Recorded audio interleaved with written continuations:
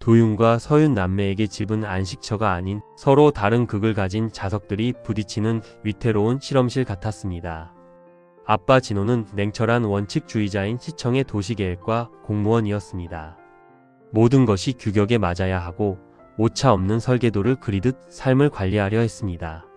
직장에서 쌓인 복잡한 민원과 서류, 뭉치의 피로를 안고 귀가하는 그에게 집은 완벽한 정적이 유지되어야 하는 공간이었습니다. 반면 엄마 수지는 감각적이고 즉흥적인 자유기고가 프리랜서 에디터였습니다. 마감 기한에 쫓기며 집에서도 쉬지 않고 자판을 두드려야 했던 그녀에게 집은 일터이자 치열한 창작의 현장이었습니다. 그녀의 책상 위에는 늘 커피잔과 흩어진 원고 뭉치가 쌓여 있었고 그것은 진호에게 무질서라는 이름의 스트레스로 다가왔습니다. 제자리에 두라고 몇 번을 말해? 당신은 기본이 안 되어 있어. 내일이 장난이야? 당신 눈엔 이 원고들이 그냥 쓰레기 더미로 보여? 저녁 7시 현관문 도어락이 띠로리 소리를 내며 열리면 두 아이는 약속이라도 한 듯 숨을 죽였습니다.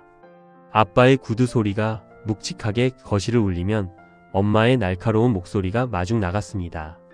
도시의 질서를 세우는 남자와 문장의 리듬을 만드는 여자는 정작 자신들의 집 안에서는 단 한마디의 화음도 만들어내지 못했습니다.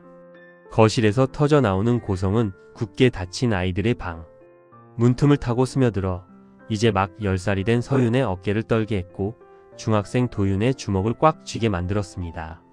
아이들에게 그 소음은 단순한 싸움 소리가 아니라 자신들의 세계가 무너져 내리는 파형이었습니다. 부모님의 거실이 날카로운 창과 방패가 부딪히는 전장이라면 도윤의 방 구석, 낡은 책상 아래는 남매에게 허락된 유일한 비무장지대였습니다. 도윤은 동생 서윤을 위해 그 좁은 공간에 마술을 부려놓았습니다. 두꺼운 암막 커튼 자투리를 책상 사방에 둘러치고 바닥에는 폭신한 퀼트 담요를 3겹이나 깔았습니다. 그 위로 아빠가 버리려던 캠핑용 에어 매트를 깔자 거실 바닥을 타고 전해지는 부모님의 거친 발걸음 소리와 진동이 신기하게도 잦아들었습니다. 기지 천장 책상 상판 아랫면에는 다이소에서 산 야광별 스티커들이 다닥다닥 붙어 있었습니다. 서윤이 무서워할 때마다 도윤은 작은 LED 손전등을 켰습니다. 그러면 좁은 천장은 순식간에 은하수가 흐르는 밤하늘로 변했습니다. 오빠, 오늘은 아빠 목소리가 너무 커? 지진이 난 것 같아. 괜찮아, 서윤아. 여긴 우주선이야. 지금 우리는 안드로메다로 가고 있어서 지구 소리는 안 들리는 거야. 도윤은 서윤의 귀에 커다란 노이즈 캔슬링 헤드폰을 씌워 주었습니다. 그 안에서는 도윤이 직접 편집한 빗소리와 클래식이 흘러나왔습니다. 엄마의 날카로운 타자 소리와 아빠의 무거운 한숨 소리가 헤드폰의 차단막에 부딪혀 산산이 조각났습니다. 기지 한쪽 구석에는 비상식량인 초코바와 서윤이 아끼는 토끼 인형, 그리고 도윤의 보물 1호인 중고 작곡 패드가 놓여 있었습니다. 부모님이 서로의 자존심을 깎아내리는 말을 내뱉는 동안 도윤은 그 패드 위에서 작은 음표들을 조합하며 새로운 세상을 설계했습니다. 그 좁고 어두운 책상 밑은 세상에서 가장 슬픈 이유로 만들어졌지만 가장 따뜻한 온기를 품은 남매만의 소음 방어막이었습니다. 그날 밤은 유독 공기가 무거웠습니다. 아빠 진호가 가져온 시청의 설계도면 위에 엄마 수진이 실수로 커피를 쏟은 것이 화근이었습니다. 아빠의 원칙주의와 엄마의 부주의함이 정면으로 충돌했습니다. 당신은 도대체 제정신이야? 이게 어떤 서류인지 알기나 해? 고작 종이 몇 장 가지고 왜 사람을 몰아세요? 다시 뽑으면 되잖아. 고성은 거실 벽을 타고 아이들의 방 문턱을 넘었습니다.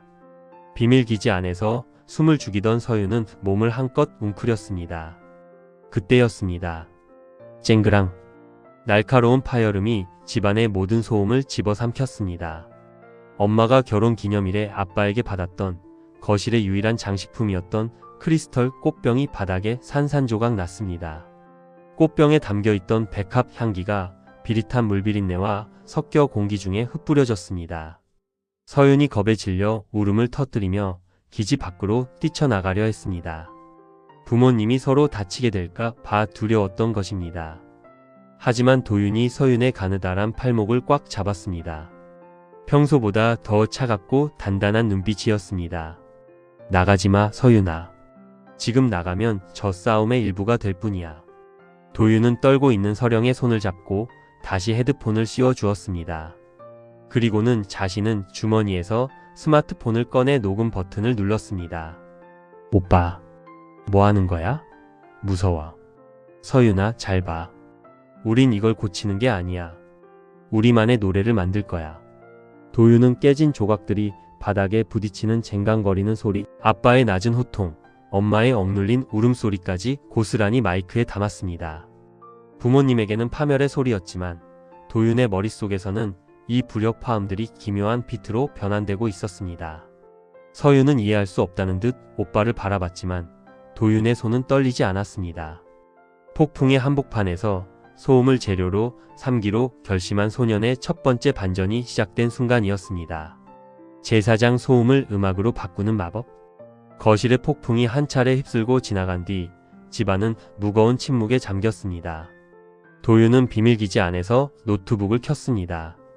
화면 위로 방금 녹음한 파동들이 들쭉날쭉한 가시처럼 솟아올라 있었습니다. 오빠, 저 무서운 소리들을 다시 듣는 거야? 서윤이 겁에 질린 목소리로 물었습니다. 도윤은 말없이 헤드폰 한쪽을 서윤의 귀에 씌워 주었습니다. 도윤은 먼저 아빠의 낮고 묵직한 호통 소리를 추출했습니다. 그는 이 소리의 속도를 늦추고 저음을 극대화했습니다. 그러자 날카롭던 비난은 심장을 울리는 웅장한 베이스 킥 사운드로 변했습니다. 다음은 엄마의 떨리는 울음 섞인 항변이었습니다. 도윤은 그 목소리에 리버브와 딜레이 효과를 주어 몽환적인 울림을 만들었습니다. 날카로운 질타는 어느새 안개 속에서 들려오는 아련한 코러스 선율처럼 부드러워졌습니다. 가장 앞거는 쨍그랑하고 깨진 꽃병 소리였습니다. 도윤은 그 파편의 고음을 잘게 쪼개어 규칙적인 리듬을 부여했습니다. 자, 들어봐. 이건 아빠의 발소리고 이건 엄마의 목소리야. 그리고 이건 꽃병이 깨질 때 났던 소리야. 도윤이 재생 버튼을 누르자 방금 전까지 남매를 공포로 몰아넣었던 불협화음들이 거짓말처럼 맞물려 돌아가기 시작했습니다. 분노는 리듬이 되었고 슬픔은 화음이 되었습니다. 서윤의 눈이 휘둥그레졌습니다. 우와, 무서운 소리가 아니야. 꼭 빗소리 같기도 하고 춤추는 노래 같아. 도윤은 화면 속 음파를 정교하게 다듬으며 중얼거렸습니다. 세상에 버릴 소리는 없어, 서윤아. 우리가 어떻게 듣느냐에 따라 음악이 될 수도 있거든.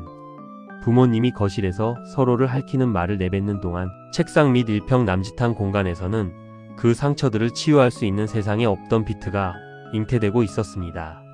이른바 최후 통첩의 날이었습니다.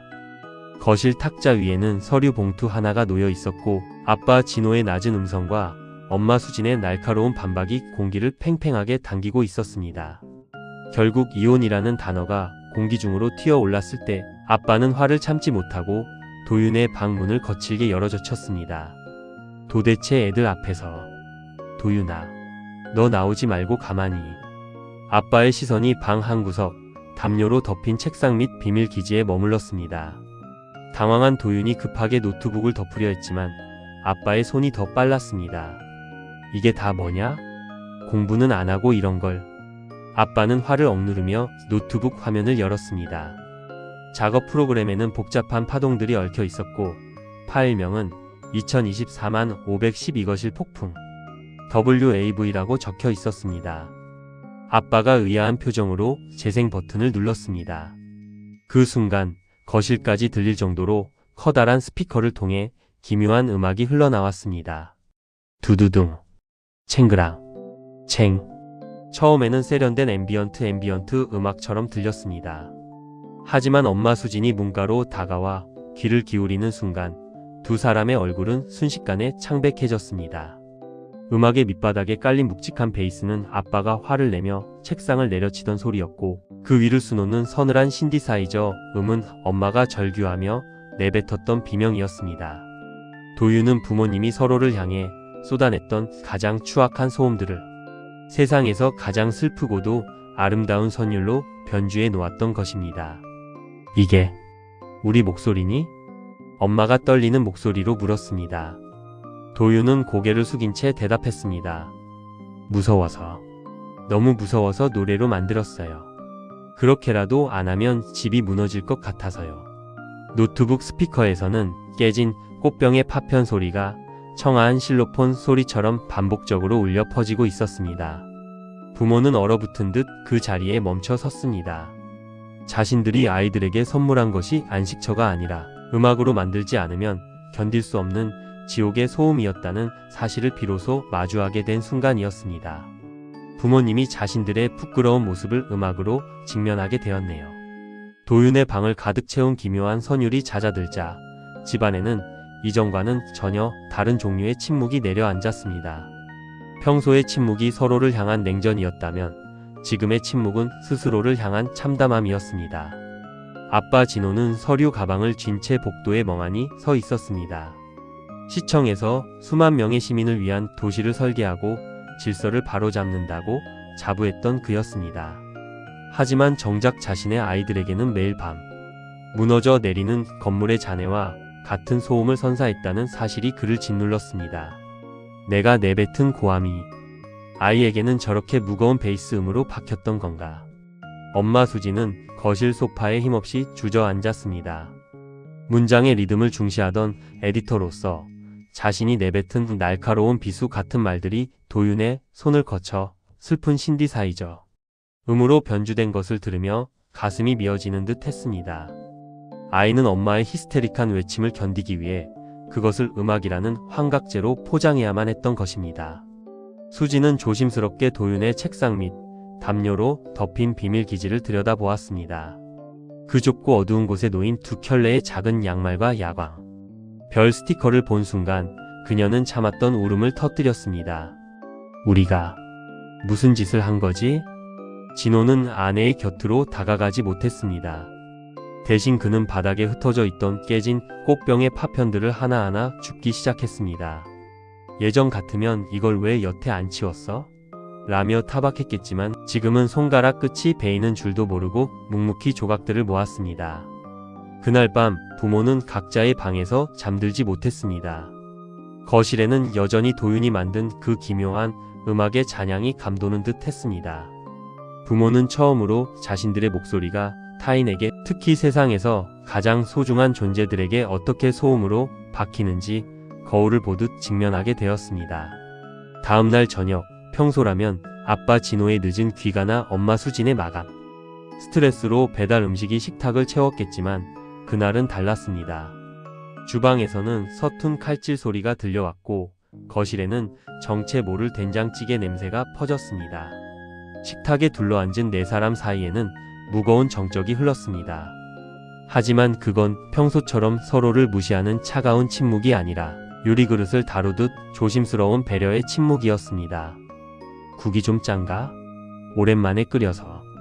아빠 진호가 먼저 어색하게 입을 열었습니다. 평소라면 소금 들이부었어? 라고 쏘아 붙였을 엄마. 수지는 말없이 국물을 한 모금 마시더니 작게 고개를 저었습니다. 아니 괜찮아. 고마워요. 도윤과 서윤은 눈치를 보며 숟가락을 놀렸습니다. 늘 비난의 화살이 오가던 식탁에서 들리는 부드러운 말투가 오히려 낯설어 체할 것만 같았습니다. 그때 아빠가 주머니에서 구겨진 종이 한 장을 꺼내 도윤 앞에 놓았습니다.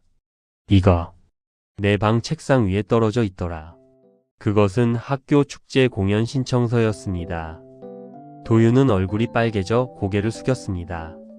부모님의 싸움 소리를 음악으로 만들었다는 사실이 들킨 마당에 그걸 전교생 앞에서 연주하겠다는 계획이 부끄러웠기 때문입니다. 나가지 마라.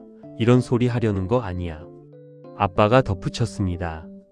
우리가 만든 소음이 그렇게 들렸다는 게 미안해서. 내가 그 소리를 어떻게 마무리 지을지 궁금하구나. 엄마는 말없이 도윤의 손등 위에 자신의 손을 얹었습니다. 마감에 쫓겨 거칠어진 엄마의 손마디가 도윤의 떨리는 손을 꽉 눌러주었습니다. 그날 저녁 식사는 그 어떤 성찬보다 소박했지만 남매에게는 비밀 기지 밖에서 처음으로 느껴보는 안전한 정적이었습니다. 제8장 학교 축제의 초대장. 축제를 일주일 앞두고 집안의 공기는 묘하게 달라졌습니다. 거실에서는 더 이상 고성이 오가지 않았습니다. 대신 아빠 진호는 퇴근 후 거실 한복판에 깨진 조각들을 치우고 남은 빈자리에 작은 수목 화분을 들여놓았고, 엄마 수지는 밤샘 작업 중에도 아이들의 방 문을 조심스럽게 닫아주는 배려를 보였습니다. 도윤은 방 안에서 서윤과 함께 마지막 연습에 매진했습니다. 도윤의 건반 위로 서윤의 가녀린 첼로, 선율이 얹어졌습니다. 서윤은 오빠가 만든 비트 위에 자신의 슬픔과 희망을 활에 실어 보냈습니다. 오빠, 진짜 엄마 아빠가 오실까? 우리 무서운 소리 들으시면 또 화내시는 거 아니야? 아니, 이제 화 안 내실 거야. 우리가 그 소리를 어떻게 바꿨는지 꼭 보여드려야 해. 도윤은 정성스럽게 쓴 2장의 초대장을 식탁 위에 올려두었습니다. 초대장 앞면에는 도윤이 직접 그린 그림이 있었습니다. 태풍이 몰아치는 숲 한가운데 작은 등불을 들고 서 있는 2 아이의 모습이었습니다. 초대장. 우리 가족의 소음이 음악이 되는 순간에 여러분을 초대합니다. 일시 11월 15일 오후 2시 장소 해람중학교 강당. 다음날 아침 식탁 위 초대장은 사라져 있었습니다. 대신 그 자리에는 엄마가 쓴 포스트잇 한 장이 붙어 있었습니다. 도윤아, 서윤아. 엄마 아빠가 꼭 갈게. 너희들의 연주를 들으러. 짧은 문장이었지만 그 위에는 물방울 자국인지 모를 얼룩이 번져 있었습니다. 아빠는 출근길에 도윤의 어깨를 한번 꽉 쥐어주었습니다. 말은 없었지만 그 투박한 손길에는 미안함과 기대가 동시에 담겨 있었습니다. 남매는 처음으로 비밀기지가 아닌 환한 햇살이 비치는 거실 창가에서 서로를 보며 환하게 웃었습니다. 해람중학교 강당은 축제의 열기로 가득 찼지만 도윤과 서윤이 무대 중앙에 섰을 때 장내는 찬물을 끼얹은 듯 고요해졌습니다. 객석 중간 서로 한 좌석을 띄워 앉은 아빠 진호와 엄마 수진의 얼굴에는 긴장과 설렘, 그리고 알 수 없는 부채감이 뒤섞여 있었습니다. 도윤이 노트북의 재생 버튼을 누르자 스피커를 통해 기이한 소리가 흘러나왔습니다. 쾅, 툭, 챙그랑. 그것은 음악이라기보다 파괴의 소리에 가까웠습니다. 관객들이 술렁였습니다. 진호와 수지는 단번에 알아챘습니다. 그것은 바로 자신들이 거실에서 서로를 향해 던졌던 분노의 파편들이었습니다. 부끄러움에 고개를 숙이려던 찰나 도윤의 피아노 건반이 묵직한 베이스를 짚었습니다. 둥두둥. 아빠의 고함 소리가 비트가 되어 가슴을 울렸고, 그 위로 서윤의 첼로가 엄마의 울음 섞인 비명을 길게 늘어뜨려 처연한 멜로디로 뽑아냈습니다. 소음은 더 이상 귀를 찌르는 가시가 아니었습니다. 도윤의 손끝에서 그것은 웅장한 오케스트라의 서막으로 변모했습니다. 무대 뒤 대형 스크린에는 영상이 흐르기 시작했습니다. 어두운 책상 및 비밀기지에서 서로의 귀를 막아주던 남매의 실루엣, 야광별 아래에서 떨고 있던 작은 손들. 관객석 여기저기서 훌쩍이는 소리가 들려왔습니다. 음악이 절정에 달했을 때 도윤은 모든 샘플링 소리를 지우고 오직 생생한 피아노 선율만을 남겼습니다. 그리고 마이크를 잡고 나직하게 읊조렸습니다. 우리는 소음 속에 살았지만 그 소음마저 사랑하고 싶었습니다. 그게 우리 가족의 목소리였으니까요. 마지막 화음이 첼로의 깊은 울림과 함께 강당 천장으로 흩어질 때 진호와 수지는 자신들도 모르게 서로의 손을 꽉 잡고 있었습니다. 너무 오랫동안 놓치고 살았던 온기 서린 손이었습니다. 무대 위 2 아이는 서로를 바라보며 비로소 안도의 미소를 지었습니다. 가장 추악했던 소음이 세상에서 가장 아름다운 진실로 승화되는 순간이었습니다. 제10장 다시 쓰는 가족의 악보. 집에 도착하자마자 아빠 진호는 거실 불을 켜는 대신 베란다, 창가에 놓인 작은 스탠드 조명을 켰습니다. 은은한 오렌지 빛이 거실을 채웠습니다. 그는 말없이 도윤의 어깨를 감싸 쥐었고 엄마 수지는 서윤을 품에 꼭 안았습니다. 도윤아, 서윤아. 엄마 아빠가 만든 소음이 그렇게 아픈 음악이 될 줄 몰랐어. 정말 미안하다. 아빠의 목소리는 미세하게 떨리고 있었습니다. 원칙과 규율만을 앞세우던 시청 공무원 진호의 눈에 처음으로 후회의 이슬이 맺혔습니다. 엄마 수진도 도윤의 노트북 위에 손을 얹으며 나직하게 말했습니다. 이제 내 노래 속에 우리 싸움 소리는 넣지 마. 대신 우리가 같이 웃는 소리, 같이 밥 먹는 소리를 담아주겠니? 그날 밤 남매는 오랜만에 비밀기지가 아닌 자신들의 침대에서 잠을 청했습니다. 더 이상 귀를 막기 위해 헤드폰을 쓸 필요가 없었습니다. 거실에서는 가끔 낮은 대화 소리가 들려왔지만 그것은 파동이 완만한 평온한 대화였습니다.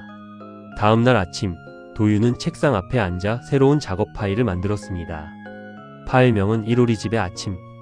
mp3. 도윤은 주방에서 엄마가 야채를 다지는 경쾌한 칼질 소리, 아빠가 신문을 넘기는 소리, 그리고 서윤이 흥얼거리는 콧노래를 하나하나 채집했습니다. 그 소리들은 예전처럼 날카롭지 않았습니다. 서로의 속도에 맞춰 조금씩 양보하고 기다려주는 생활의 리듬이었습니다. 거실 한 구석, 깨진 꽃병이 있던 자리에는 이제 단단한 흙이 담긴 화분이 놓여 있었습니다. 비록 화려한 크리스털은 아니지만 매일 물을 주고 관심을 기울여야만 자라나는 살아있는 생명이었습니다. 가족이라는 악보는 이제 막 첫 소절을 끝냈을 뿐입니다. 때로는 불협화음이 끼어들고 박자가 어긋나는 날도 있겠지만 이제 그들은 알고 있었습니다. 서로의 숨소리에 귀를 기울인다면 어떤 소음이라도 가장 가슴 뭉클한 감동의 선율로 바꿀 수 있다는 것을요. 에필로그 소음 너머의 풍경. 공연 이후 도윤의 방 비밀기지는 더 이상 숨기 위한 장소가 아니었습니다. 남매는 그곳을 창작 스튜디오로 개조했습니다. 가장 큰 변화는 거실 한복판에 놓인 소리함이라는 이름의 작은 나무 상자였습니다. 가족 중 누군가 서로에게 서운함이 생겨 목소리가 높아지려 할 때 그들은 말다툼 대신 소리함 옆에 놓인 녹음기에 짧은 메시지를 남기기로 했습니다. 아빠 진호가 업무 스트레스로 예민해진 날에는 오늘은 아빠 마음이 조금 흐림이라는 짧은 음성을 남겼고 엄마 수지는 마감 때문에 머릿속이 공사 중이야 라고 녹음했습니다. 소음으로 터져 나오던 감정들이 언어라는 옷을 입자 집안의 공기는 한결 부드러워졌습니다.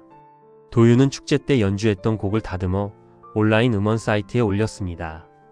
앨범 제목은 불협화음의 정원. 부모님의 싸움 소리를 예술로 승화시킨 이 독특한 곡은 입소문을 타고 번져나갔습니다. 특히 꽃병이 깨지는 소리를 경쾌한 리듬으로 바꾼 트랙은 많은 사람에게 위로를 주었습니다. 댓글창에는 비슷한 아픔을 겪은 아이들의 고백이 줄을 이었습니다. 우리 집 소리도 음악으로 들릴 수 있을까요? 라는 물음에 도윤은 답글을 남겼습니다. 네, 우리가 서로를 포기하지 않는다면 모든 소음은 결국 노래가 됩니다. 어느 일요일 오후 아빠 진호는 서윤과 함께 꽃시장에 갔습니다. 그리고 예전 그날 깨졌던 꽃병과 똑 닮은 하지만 훨씬 더 단단한 청동 화병 하나를 사왔습니다. 그 안에는 엄마 수진이 가장 좋아하는 백합이 꽂혔습니다. 엄마는 그 화병을 보며 환하게 웃었고 아빠는 쑥스러운 듯 엄마의 어깨를 감싸 안았습니다. 그 모습을 지켜보던 서윤이 첼로를 꺼내 들었습니다. 도윤은 자연스럽게 건반 앞에 앉았습니다. 이제 집안을 채우는 것은 날카로운 비명이 아닌 조율된 악기들의 소리였습니다. 도윤의 비트 위에 서윤의 선율이 흐르고 그 배경음으로 엄마의 웃음소리와 아빠의 칭찬이 얹어졌습니다. 물론 가끔은 다시 의견 차이가 생기고 긴장감이 감도는 날도 있었습니다. 하지만 이제 남매는 두려워하지 않습니다. 폭풍이 지나가야 무지개가 뜨듯 갈등 또한 더 깊은 이해로 가기 위한 전주곡임을 알게 되었기 때문입니다. 도윤의 노트북 화면 속 예전에는 날카로운 가시 같았던 음파들이 이제는 잔잔한 호수의 물결처럼 부드럽게 흐르고 있었습니다. 네 사람의 숨소리가 모여 하나의 완벽한 곡을 완성해가는 중이었습니다.